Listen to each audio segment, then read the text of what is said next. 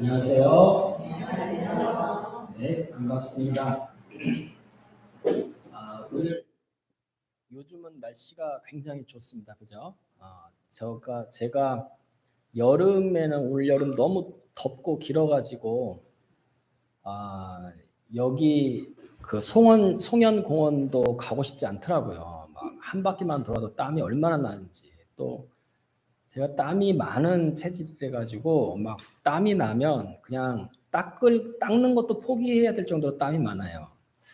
그래서 이제 안 가고 있다가 요즘에 이렇게 날씨가 선선하게 그냥 가을바람이 이렇게 불어주니까 뭐 속에서 자연스럽게 이렇게 공원도 가고 싶고 걷고 싶고 꽃도 보고 싶고 이렇게 마음도 편안해지고 뭐 이런 것 같습니다. 그래서 참 사람이 간사하다 이제 이런 제 스스로 그런 생각을 하게 되는데, 근데 이제 오늘은 우리 이런 간사함, 그때그때 다른 그 마음에 대해서 한번 말씀을 나눠보고 싶습니다.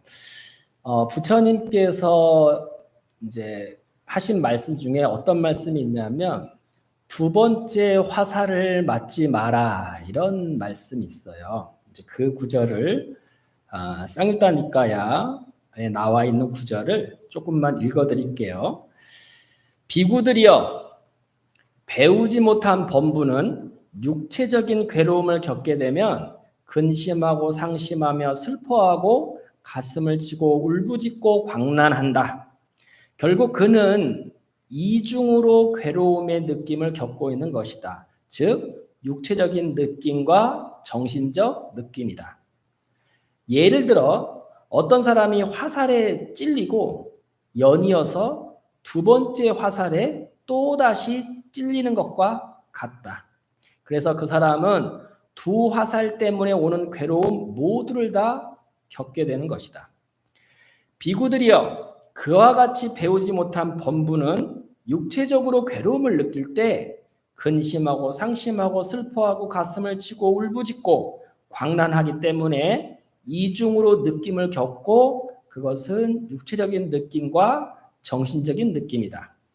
비구되어 그러나 잘 배운 성스러운 제자들은 육체적으로 괴로움 느낌을 겪더라도 근심하지 않고 상심하지 않고 슬퍼하지 않고 가슴치지 않고 울부짖지 않고 광난하지 않는다. 그는 오직 한 가지 느낌, 육체적 느낌만을 경험하며 결코 정신적 느낌은 겪지 않는다. 예를 들면 어떤 사람이 화살에 맞았지만 첫 번째 화살의 연이은 두 번째 화살에는 맞지 않는 것과 같다. 그래서 그 사람은 하나의 화살로 인한 괴로움만 겪을 것이다 라고 해서 쌍유타 니까야 화살경이라는 내용이에요. 정리를 해서 말씀드리자면 우리가 살면서 고생을 안 할 수 있다 없다? 고생 안 할 수는 없다. 없다. 그 누구든 어떤 사람이든 다 고통을 겪지 않고 세상을 살아갈 수는 없다. 이게 세상의 이치, 우리 인간계의 이치예요. 인간계의 이치. 그래서 어느 사람이든 빈부, 고하, 남녀노소 그 누구를 막론하고라도 다 고통스러워. 그리고 높은 자리에 부자일수록 더 고통이 세게 와. 즐거움도 물론 센 게 오겠지만, 그리고 종류가 좀 달라서 그렇지 없으면 없는 대로 있으면 있는 대로 누구나 다 괴로움이 다가옵니다. 괴로운 상황을 맞닥뜨려요. 괴로운 상황을 맞닥뜨리지 않고는 이 세상을 살 수가 없어요. 육체를 갖고 있는 한 괴로움을 맞닥뜨린단 말이죠. 근데 우리는 그런 괴로움을 맞닥뜨릴 때 괴로움을 경험하면 어떻게 하느냐? 성질을 내. 억울해하고 좌절하고 분노하고 가슴에 새겼다가 복수하고 집착하고 상처 입고 그것 때문에 또 괴로워하고 이렇게 두 번째 작업을 한단 말이죠. 그래서 이제 인간이 점점 더 고통의 수렁 구렁텅이 속에 수렁 속에 빠져서 계속 허우적대고 한 번 뺨 한 대 맞고 지나갈 거를 대들고 도전하고 행패 부리고 했다가 뺨 한 대가 아니라 그냥 감옥 속 가가지고 몇 년을 허송세월하고 또 그리고 나와서도 그 딱지를 계속 달고서 전과자로 살아야 되고 뭐 이런단 말이죠.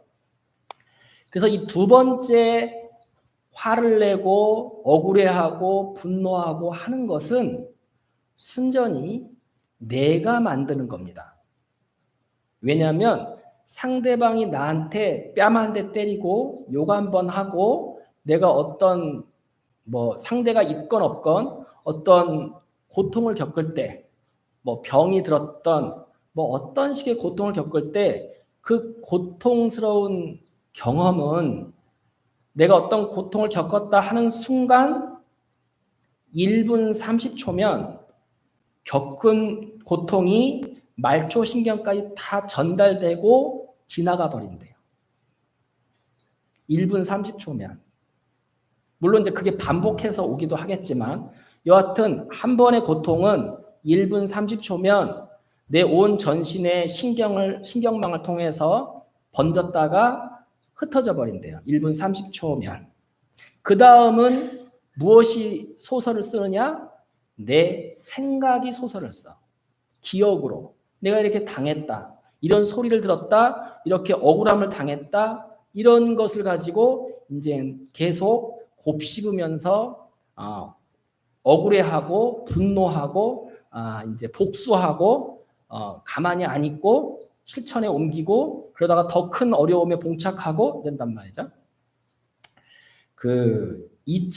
제가 저번 달에 백양사 가면서 이제 단풍 이야기를 하니까 전에 2021년도 그때 거기에 절에 사는 내장사에 사는 삼위 스님들 간에 다툼이 있어가지고 말다툼이 있어가지고 한 삼위가 홧김에 술을 먹고 와가지고 대웅전에 불을 지른 사건이 있었어요. 그래서 이제 여러분도 아마 뉴스에도 다 통해서 들으셨을 건데 그 사건을 통해서 이제 내장사 대웅전이 이제 완전히 전소됐었는데 그때 손해 본 게 한 17억 정도 손해 봤다 그래요. 그리고 그 스님이 이제 현장에서 자기가 자진 자수를 했는데 그 잡혀가지고 5년 징역형을 받았습니다.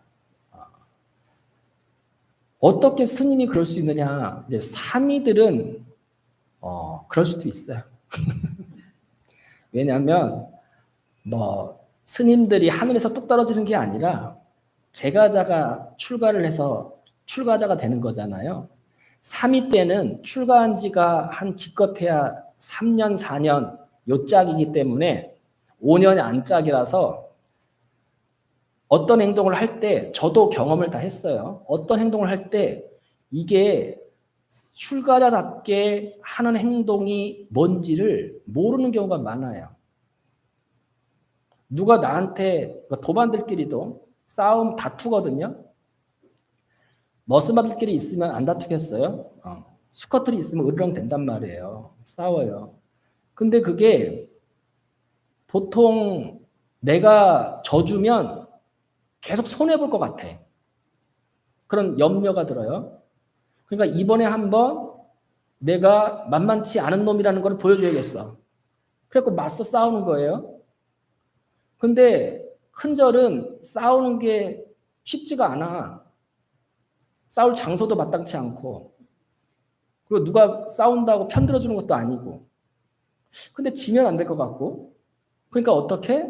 둘이 산으로 올라가요. 근데 산에 올라가가지고 둘만 싸우면 정말 기분이 이상해요. 누가 응원군이 있어야 되는데 천지 산에서 둘만이 옥신각신하면 이걸 뭘 계속 해야 되는 건지 말아야 되는 건지 기분이 뻘쭘해. 서로 뻘쭘한 거죠. 그러다가 그리고 싸우는 내용이 뭐 대단치 않잖아요. 빨래 따라이를 담갔는데 네가 그걸 치웠느니 안 치웠느니 뭘 먹는데 네가 혼자 왜 내 거를 네 맘대로 먹었냐는 둥 다 이런 거니까 생활 속에서 일어나는 거니까. 그냥 저도 한번 해봤는데 저는 작다고 해서 콤플렉스가 있어요. 제가 작은 거에 대한. 그래갖고 큰 놈들이 덤비면 가만히 안 있어. 작은 스님들이 덤비면 그냥 그렇게 그냥 넘어가. 근데 큰 놈들이 덤비면 완전 무시받는 느낌이야. 그래가지고 일부러 더 무시하지 못하게 대든단 말이죠. 그럼 그 사람은 얼마나 웃기겠어. 큰 놈이 덤벼도 싸울 판에 작은 놈이 바락바락 대드니까. 근데 그 도반하고 지금도 잘 지내고 있어요. 그 이후로는 안 싸워. 너무 어색하더라고. 여하튼 삼위 스님들은 그 분간을 잘 못합니다. 이게 그러니까 세속적인 기준하고 출가자의 기준이 틀리니까 그 글로는 책으로는 배우지만 현실 속에서 경험을 안 해봤기 때문에 어떻게 처리를 해야 되는지 잘 몰라요. 근데 지금은 제가 이제 절에 들어온 지 이제 부처님밥을 내려 먹은 지 30년 됐잖아요. 30년 되니까 지금은 어떻게 해요? 화나면? 참느냐? 일단 참아보죠. 근데 다 참지 못하잖아요, 저도. 여러분들하고 거의 비슷한, 당연한 중생이니까. 총무가 이러면 되냐? 총무 스님이 이러시면 되겠어요? 막 그런단 말이죠. 그럼 그 앞에서는 제가, 그러시냐고, 미안하다고, 죄송합니다 하고, 져주죠. 근데 가슴에 앙금이 남아 안 남아? 남아요. 남으면 어떻게? 방에 들어가. 벽을 보고 네가 총무에 봐라 그럼. 혼자 막 궁시렁궁시렁 되는 거죠. 굉장히 도움됩니다. 저도 자연스럽게 뭘 알고 한 건 아닌데 해보니까 좀 마음이 풀리더라고요. 사실 내용적으로는 별 내용 아니잖아요. 기분이 좀 서로 나쁜 거야. 나쁘니까 이제 그런저런 이야기를 할 수 있는 건데 또 들으면 저도 기분이 자꾸 못한다고 하니까 이것도 못하고 저것도 못하고 총무가 이러면 되냐 막 이렇게 얘기를 하니까 저도 이제 들으면 기분이 나쁘단 말이죠. 근데 그냥 툭 이렇게 1분 30초 만에 딱 듣고 지나가 버리면 아무 그거는 나한테 영향을 미치지 않아. 근데 그거를 자꾸 제 안의 욕심과 진심과 어리석음이 지나가는 거를 붙들어 가지고 또 막 곱씹게 만들어. 내가 뭘 잘못했지? 뭐가 문제지? 저 사람이 날 무시하나? 막 이런 식의 이제 그 리바이벌을 머릿속에서 자꾸 하는 거죠. 그러면서 이제 썽이 나는 거죠.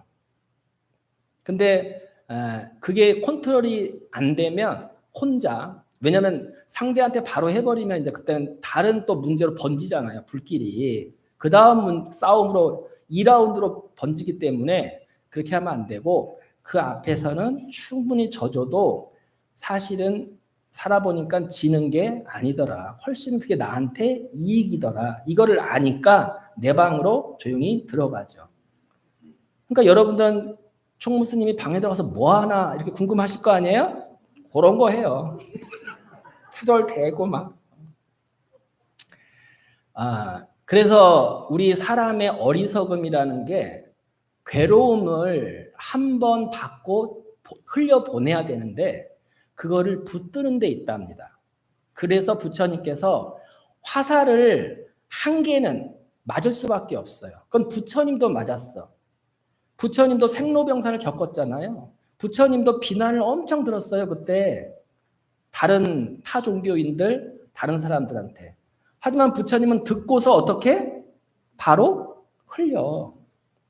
그걸 마음에 간직하고 매달고 저게 왜 나를 언제 봤다고 저게 그래? 막 이렇게 하지 않는단 말이죠. 수행이 많이 되면 많이 될수록 그게 빠르대요. 그래서 큰 스님들이 화를 안 내지 않습니다. 큰 스님들이라도 화내요. 완전히 큰 스님이 되지 않으면 큰 스님들도 다 감정이 아직 감정적 번뇌가 해결되지 않았기 때문에 화를 내요. 처음에는 이치적인 번뇌, 이러면 안 되지. 이렇게 해야지. 라는 이치는 훤히 꿰뚫어도 욕 들으면 속에서 치밀어 올라오는 감정은 쉽게 되지 않아. 이건 금생에 바로 해결되지 않아요. 여러 생을 통해서 수행을 하고 갈고 닦고 해야 이 마음이 이제 올라오지 않는 거예요. 근데 금생에 열심히 몇 생 정도 열심히 했다고 해도 안목은 열려. 안목은 열리지만 감정에서 치밀어 오르는 이 괴로움은 해결이 안 된단 말이죠. 그 대신 큰 스님들은 빨리 사그라들어. 한번 확 타고 사그라들어. 우리처럼 물고 늘어지고 복수를 꾀하고 가슴에 상처 있고 언젠가는 복수하고 말 거야. 이게 곱씹 꼬고 있잖아요. 꼬아져 있잖아. 이런 거는 안 해. 당연히 우리 불자님들도 기도 많이 하시고 마음이 깨끗하시고 수행을 하시게 되면 이 꼬여있는 마음은 사라져야 돼요. 왜냐하면 이거는 순수하게 내가 만드는 거예요. 상대가 나한테 준 게 아니야. 상대가 준 거는 1분 30초 만에 지나갔어요. 제가 이제 그 좋아하는 도반 스님들이 몇 분 지금 안 계시는데 그래도 광호 스님을 제가 좋아하거든요. 좋아하니까 이제 서로 욕하면서 계속 붙들고 있는 거예요.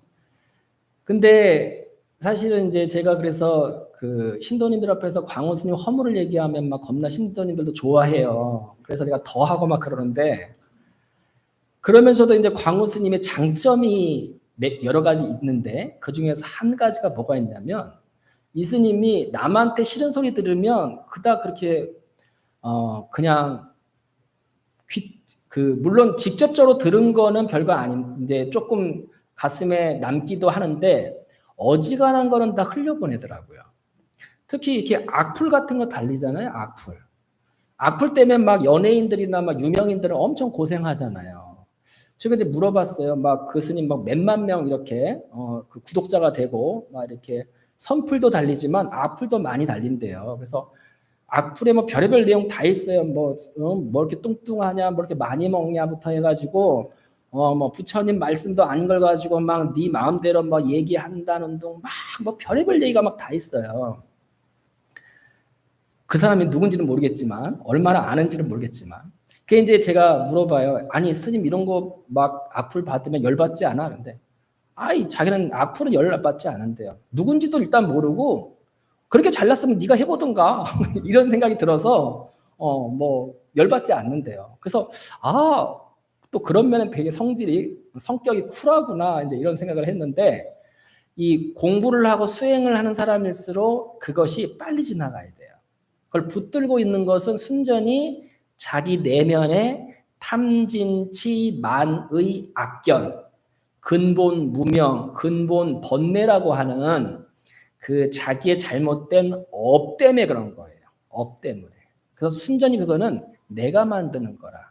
상대방이 주는 게 아니라. 그래서 이제 이 두 번째 화살을 맞지 마라 하는 부처님의 말씀은 그렇게 엉뚱하게 살면서 괴로움을 받을 수밖에 없는데 그 괴로움을 그냥 한 번만 받고 지나가야지.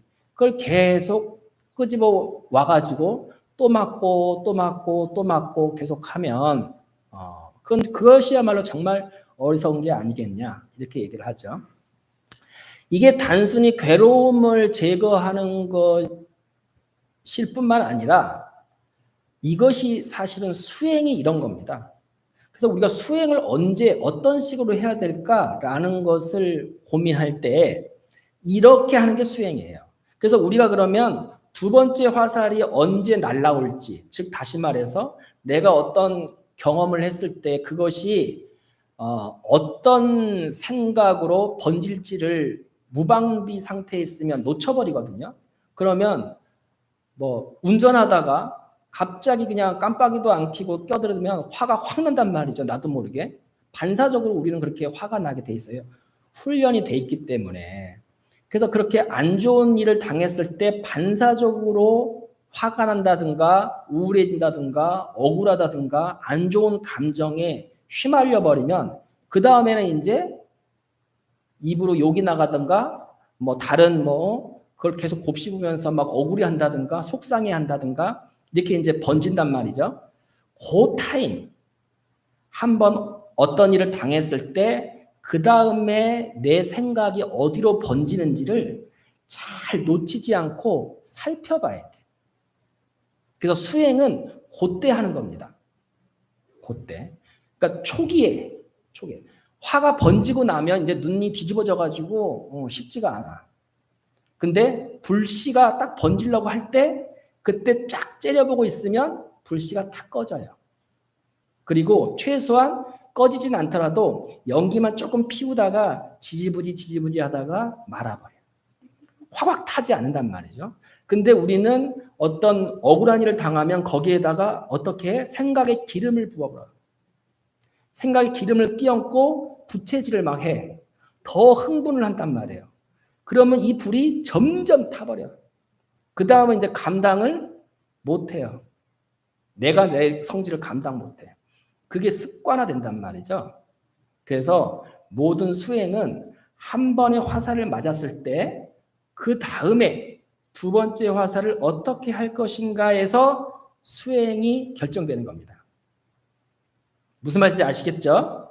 예, 그래서 우리 이제 신도님들은 우리 법륜사 신도님들은 또 공부를 많이 하시고 기도도 많이 하시고 그리고 열심히 절에 오시고 이렇게 하시는 걸 보기 때문에 그런 분들일수록 이렇게 무방비 상태로 가만히 있지 마시고 항시 내 마음이 어떤 일을 경험했을 때 어떻게 번지는지를 잘 살펴봐야 돼요. 꼭 선방에 앉아가지고 화두만 든다고 해서 수행이 아니라 사실은 가장 우리가 진짜 진실하게 제대로 수행을 하고 싶은 마음이 있다면 일상생활 속에서 내 마음이 어떻게 번지는지를 잘 살폈다가 번지려고 할 때 딱 끊어줘야 돼요. 그러면 아무리 어려운 일을 당해도 듣고서 1분 30초 지나면 끝. 그래서 이 1분 30초의 이치를 항시 마음에 새기시고 앞으로는 두 번째 화살을 맞지 않는 그런 불자님들이 되시기를 바랍니다. 자, 오늘 법문 마치겠습니다.